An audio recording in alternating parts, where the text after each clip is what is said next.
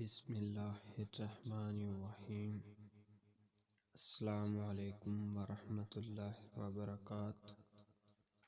محترم ناظرین و سامعین، آج سے 1500 سال پہلے دنیا کے نقشے پر دو عظیم طاقتیں موجود تھیں، ایک روم اور دوسری ایران۔ موجودہ سیاسی اصطلاح میں کہا جا سکتا ہے کہ یہ دونوں ماضی کی سپر پاورز تھیں۔ روم پر عیسائیوں کی حکمرانی تھی اور ایران مجوسیوں آتش پرستوں کا مرکز تھا۔ ان کے عقیدے کے مطابق آگ ہر شے کو جلا دینے کی طاقت رکھتی تھی، اس لیے اسے خدا کا درجہ دے دیا گیا۔ ایران کے تمام چھوٹے بڑے معبدوں میں ہر وقت آگ روشن رہتی تھی اور پجاری بھڑکتے ہوئے شعلوں کے سامنے سجدہ ریز رہتے تھے اور صدیوں سے یہ مخصوص دعا مانگتے تھے: اے ہمارے معبود، جس طرح تو لازوال و عظیم ہے، اس طرح اپنے نام لیواؤں کو بھی عزت و جلال عطا کر۔ ہمیں دشمن پر ایسا غلبہ بخش دے جیسے ذبح ہونے والے جانور بے دست و پا نظر آتے ہیں۔ اہل زمیں کے دلوں میں ہماری ایسی ہیبت ڈال دے کہ وہ سوتے میں بھی ہم سے خوفزدہ رہیں، اور در فشین قاویانی کو اتنا بلند کر کے وہ آسمان کو چھونے لگے۔ در فشین قاویانی آتش پرستوں کا مقدس پرچم تھا۔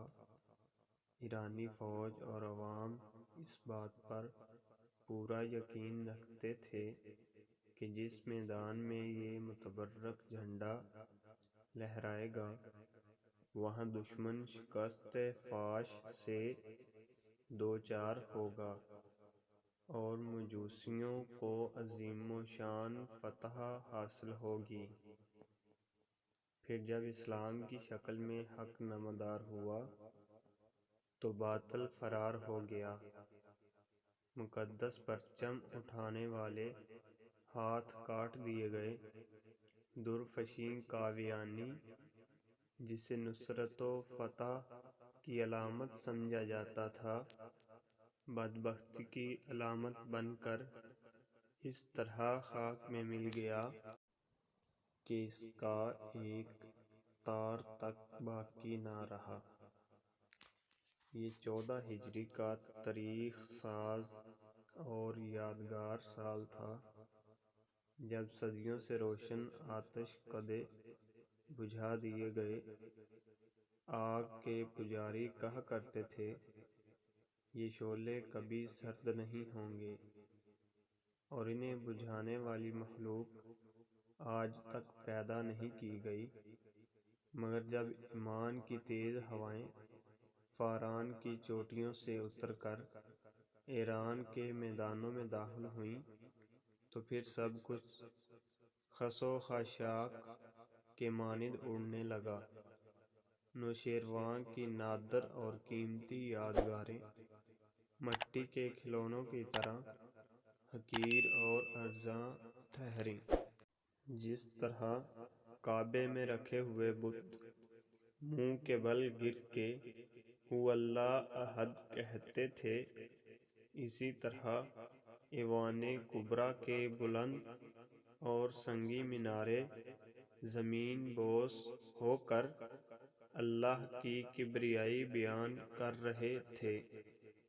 مغرور شہنشاہوں کے نصب ورق ورق کر کے بکھر گئے۔ ان کے اٹھے ہوئے سر انسانی ٹھوکروں اور گھوڑوں کے سموں سے پامال ہونے لگے۔ ہڈیاں چٹخ کر ٹوٹنے لگیں اور پھر رستوں کا غبار بن کر رہ گئیں، یہاں تک کہ ان کی آخری نشانیاں تلاش کرنے والا بھی کوئی باقی نہ بچا۔ اتنی قدیم اور طاقتور سلطنت کی بساط یوں الٹی کہ مرثیہ خاں تک نہ رہے۔ ماتم گساروں کو بھی مکافات عمل کے قانون نے کھا لیا۔ موت کا خونی دہن اپنے پورے طول و عرض میں کھلا ہوا تھا اور ایران کی فضاؤں میں بہت دن تک یہ ہولناک صدا گونجتی رہی، ہے کوئی اور، ہے کوئی اور۔ پھر جواب میں وقت کے نقیب نے پکار کر کہا، کوئی نہیں، کوئی نہیں سوائے اللہ کے۔ یہ سنتے ہی حضور صلی اللہ علیہ وسلم کے محترم ماموں اور لشکر اسلام کے سالار حضرت سعد بن ابی وقاص رضی اللہ تعالیٰ عنہ کی شمشیر اپنی نیام میں چلی گئی اور نہ جانے کتنی راتوں سے کرب کے عالم میں جاگنے والے امیر المومنین حضرت عمر فاروق رضی اللہ تعالیٰ عنہ کو قرار آ گیا۔ یہ تھا جنگ قادسیہ کا مختصر حال، جس نے ایرانیوں کی کمر توڑ کے رکھ دی تھی، اور شہنشاہ یزدگرد کسی زخمی بھیڑیے کی طرح اپنی ہی زمین پر پناہ ڈھونڈتا پھر رہا تھا۔ اہل ایمان کی یلغار جاری رہی، یہاں تک کہ مجاہدین اسلام کے گھوڑوں نے مدائن، خوزستان، اہواز، نہاوند، اصفہان، ہمدان، رلے، کرمان، سیستان اور خراسان کو روند ڈالا۔ شہنشاہ یزدگرد فرار ہو کر ترکستان چلا گیا۔ مسلم سالار حضرت احنف بن قیس رضی اللہ تعالیٰ عنہ نے ایران کا سارا خزانہ مال غنیمت کے طور پر امیر المومنین کی خدمت میں مدینہ منورہ بھیج دیا۔ زر اور جواہرات کے انبار کو دیکھ کر حضرت عمر فاروق رضی اللہ تعالیٰ عنہ رونے لگے۔ پھر آپ نے مسجد نبوی صلی اللہ علیہ وسلم میں حاضر ہو کر اہل ایمان کے اجتماع سے خطاب کرتے ہوئے فرمایا، معبود حقیقی کے نام لیواؤ کو خوشخبری ہو کہ آج مجوسیوں کی سلطنت برباد ہو گئی۔ اب ان کے ملک کی زمین کا ایک ٹکڑا بھی ان کے قبضے میں نہیں رہا۔ خوب جان لو کہ اب آگ کے پجاری وحدہ لا شریک کی عبادت کرنے والوں کو کسی قسم کا نقصان نہیں پہنچا سکتے۔ اور یہ بھی سن لو کہ اللہ تعالیٰ نے ان کی زمین، ان کے ملک اور ان کی دولت کا وارث تمہیں اس لیے بنایا ہے کہ تمہاری آزمائش کی جا سکے۔ خبردار تم اپنی حالت نہ بدل لینا، ورنہ اللہ بے نیاز ہے، وہ تمہاری جگہ دوسری قوم کو بدل دے گا۔ مجھے اس امت کے لیے خود اس کے افراد سے خوف ہے۔ ایرانیوں کی شکست فاش اور مسلمانوں کی عظیم و شان فتح کی خبریں قیصر روم کے دربار میں بڑی حیرت کے ساتھ سنی گئیں۔ قیصر کے ایک دور اندیش وزیر لوکس نے اپنی نشست پر کھڑے ہو کر بصد احترام عرض کیا، اے ہرقل اعظم! مسلمانوں کی یہ مہم فتوحات عیسائیوں کے لیے نیک شگون نہیں ہے۔ اس سے پہلے کہ یہ خونی سیلاب ہمارے سرسبز و شاداب علاقوں کو بہا کر لے جائے، ہمیں ایک مضبوط حصار بنا لینا چاہیے۔ اس سے پہلے کہ وزیر لوکس اپنی بات مکمل کرتا، ایک بوڑھا پادری شہرام اپنی جگہ سے اٹھا اور انتہائی متکبرانہ لہجے میں ہرقل اعظم قیصر روم کو مخاطب کر کے کہنے لگا، شہنشاہ کو معلوم ہونا چاہیے کہ ایرانی آتش پرست تھے، اس لیے آگ کی خوراک بن گئے، مگر ہم اہل صلیب ہیں اور صلیب ہی ہماری محافظ اور نگہبان ہے۔ شہرام کے بعد دوسرے پادریوں نے بھی دربار میں پرجوش تقریریں کی۔ آسمانی باپ اپنے مقدس بیٹے کے صدقے میں مسیحیوں پر کبھی آفت اور مصائب نازل نہیں کرے گا۔ قیصر روم مکمل طور پر پادریوں کے زیر اثر تھا، اس لیے اس نے اپنے سیاسی مشیر لوکس کی بات پر دھیان نہ دیا۔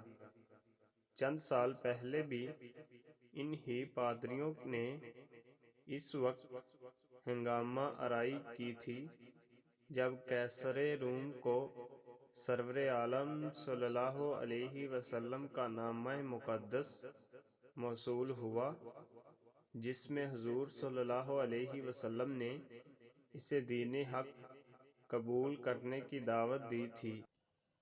قیصر روم سرور کونین صلی اللہ علیہ وسلم کی دعوت پر متاثر ہو چلا تھا، مگر جب اس نے پادریوں کی جماعت کو غضبناک حالت میں دیکھا تو اسلامی وفد کو دربار سے اٹھا دیا۔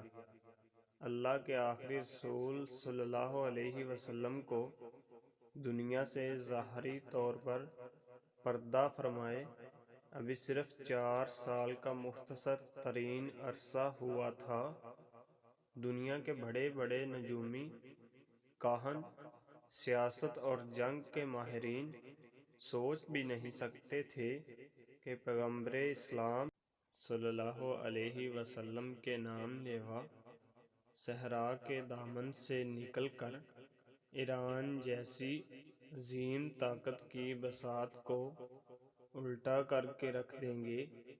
وہ ایرانی جو خود کو دنیا کی سب سے طاقتور اور مہذب قوم سمجھتے تھے، جب پہلی بار مسلمان سفیر حضرت عبداللہ بن حذیفہ رضی اللہ تعالی عنہ رسول اللہ صلی اللہ علیہ وسلم کا نامہ مقدس لے کر ایرانی شہنشاہ خسرو پرویز کے دربار میں ایک خاص ادائے بے نیازی اور جلال ایمانی کے ساتھ داخل ہوئے تھے تو ایرانی شہنشاہ نے رسول اللہ صلی اللہ علیہ وسلم کے صحابی کو بڑی نفرت اور حقارت کی نگاہ سے دیکھا تھا۔ پھر خسرو پرویز نے نامہ رسول اللہ صلی اللہ علیہ وسلم چاک کرتے ہوئے پوری عرب قوم کو انتہائی ذلت آمیز لہجے میں مخاطب کرتے ہوئے کہا تھا، اے سوسمار چھپکلی نما جانور کا گوشت کھانے والو اور اے اونٹ کا دودھ پینے والو۔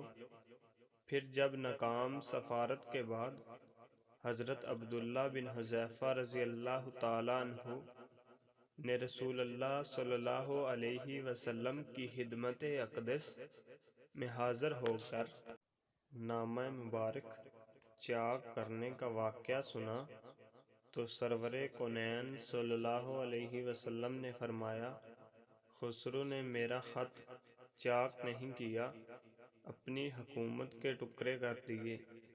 چند روز بعد ہی خسرو پرویز کے بیٹے شرویہ نے بڑی بے رحمی کے ساتھ اپنے باپ کو قتل کر ڈالا۔